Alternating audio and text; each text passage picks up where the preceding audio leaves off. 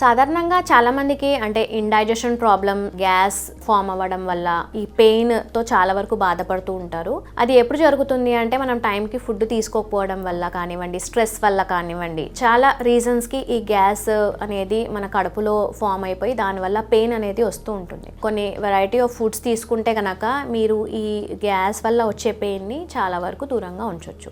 ఎలా అంటే ఎప్పుడైతే మనము ఈ గ్యాస్ వల్ల పెయిన్ వస్తూ ఉంటుందో అలాంటప్పుడు ఈ కొన్ని టైప్స్ ఆఫ్ షుగర్స్ అనేవి మన డైట్లో ఉంటాయి. మిల్క్లో అనేది లాక్టోస్ అనే షుగర్ ఉంటుంది, అది అవాయిడ్ చేసుకోవాలి. సార్బిటాల్ అంటే మనకు మామూలుగా స్వీట్నర్స్లో ఈ సార్బిటాల్ స్వీట్నర్స్ ఉంటాయి, ఇలాంటిది అవాయిడ్ చేసుకోవాలి. ప్లస్ రాఫినోస్ ఫ్యామిలీ అంటే ఈ రాఫినోస్ అనేది మనకు మామూలుగా దాల్స్లో, పప్పులలో కానివ్వండి, వేరుశనగలు ఇలాంటి పప్పులు ఉంటాయి కదా, ఇలాంటి వాటిలో రాఫినోస్ అనేది ఒక కంపౌండ్ ఉంటుంది. సో ఇది వచ్చేసి మీరు సోక్ చేసుకొని అంటే ఏ పప్పు వాడినా కానీ దాన్ని ఫస్ట్ మనం వాష్ చేసుకొని సోక్ చేసుకొని గనక కుక్ చేసుకుంటే గ్యాస్ పెయిన్ నుంచి మనం చాలా వరకు దూరంగా ఉండొచ్చు. కాన్స్టిపేషన్ ఉన్న వాళ్ళకి ఎస్పెషల్గా ఈ గ్యాస్ ఫార్మేషన్ అనేది బాగా జరుగుతూ ఉంటుంది. కాన్స్టిపేషన్ ఉందని చెప్పి మనం మరీ ఎక్కువగా ఫైబర్ ఇంటేక్ తీసుకోవడం వల్ల కూడా ఇంకా ఎక్కువ గ్యాస్ పెయిన్ అనేది వచ్చే అవకాశాలు ఉంటాయి. సో ఎప్పుడైతే కాన్స్టిపేషన్ వల్ల ఈ గ్యాస్ పెయిన్ అనేది వస్తుందో అలాంటప్పుడు మరీ ఎక్కువ ఫైబర్ అంటే పీచు పదార్థం అనేది మరీ ఎక్కువగా కాకుండా నార్మల్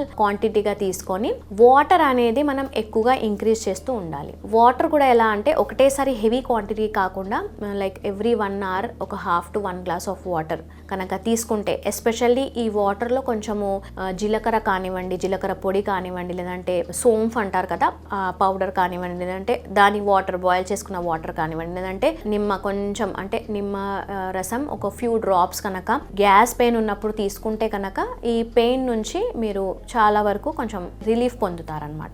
ఎప్పుడైతే ఈ స్ట్రెస్ వల్ల మీకు గ్యాస్ ఫార్మేషన్ అయి పెయిన్ వస్తూ ఉంటుందో అలాంటప్పుడు ఈ స్ట్రెస్ని రిలీఫ్ చేసుకోవడానికి కొంచెం డీప్ బ్రీతింగ్ ఎక్సర్సైజెస్ అనేది చేస్తూ ఉండాలి. ఎలా అంటే ముక్కుతో శ్వాస తీసుకొని నోటి ద్వారా వదలాలి. ఇలా డీప్ బ్రీతింగ్ చేస్తే కనుక చాలా వరకు స్ట్రెస్ని మనం అవాయిడ్ చేసుకోవచ్చు. స్ట్రెస్ వల్ల వచ్చే గ్యాస్ ఫార్మేషన్ని, ఈ పెయిన్ని కూడా చాలా వరకు దూరంగా ఉంచవచ్చు.